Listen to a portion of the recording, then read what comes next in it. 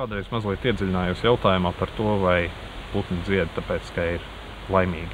Un tad es sapratu, ka tajos zirbuļos ir kaut kas, ka viņi nav kaut kādi vienkārši mazi spalvu kumšķīši. Ir tie brīži, jebkura vieta, vai tu skaties, piemēram, hokeju, kad iesit vārtus, cilvēks ir priecīgs, viņam tas izdalās kaut kāds adrenalīns, prieka kaut kāda ķīmija izdalās. Un tas pats putnu vērošana. Tu katru dienu vari iet vērot un atrast tādu brīdi, kaut kādu novērojumu vai vienalga notikumu, kas tev visu mūžu to viņa atcerēsies. Bet kad tu to saprati, to iegu no tā visa, tur ir tas prieks no tā visa. Filoskopus pro regulus. Kolka.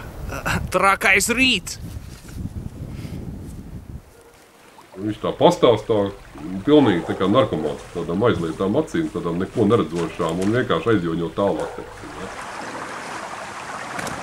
Tur bija mazgadīgo noziedznieku kambars, noziedznieki tāpēc, ka viņi lauza inventāru. Faktiski mēs neslēpsim sacentāmies par to, kurš vairāk apgredzenos, kurš vairāk putnu, kurš vairāk sugu. Tas, manuprāt, biedrības tāds galvenais arī pamatmērķis piesaistīt, dod iespēju parādīt. Pats būtiskākais biedrības īstenotais pasākums lielā mērā balstās uz mūsu biedriem, kas ir brīvprātīgi uzskaišu veicēji. Profesija faktiski esmu jurists, bet putni ir tāds, faktiski dzīvesveids. Ligzdošana, migrācija, nakšņošana, spalvu maiņa, bridēji putni, pūces. Jā, tas ir tas, ko es gribētu darīt visu dzīvi. Aptuveni 2 gadi ir vajadzīgi, lai varētu jau iemācīties atpazīt visas sugas. Salonā tek ūdens. Es vienkārši savācu mantas un kājām gāju uz augstiem. Naktī bija mājās.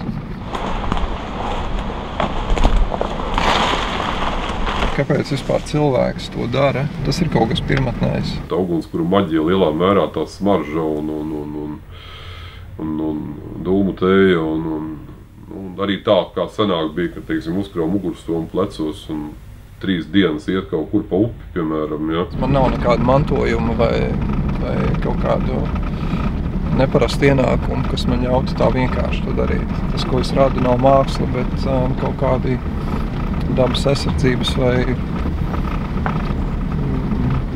putnu saglabāšanas pasākumi. Šīs zilās, te gaiši zilās bērzu audzes. Mēs paskatāmies, kuras vecākās audzes, 2 dabas izbraucieni un diezgan daudz laika pie datora. Darbs laikam ir tā jocīgi būtu nosaukt, ka tas darbs ir tas, ko tu dari visu laiku.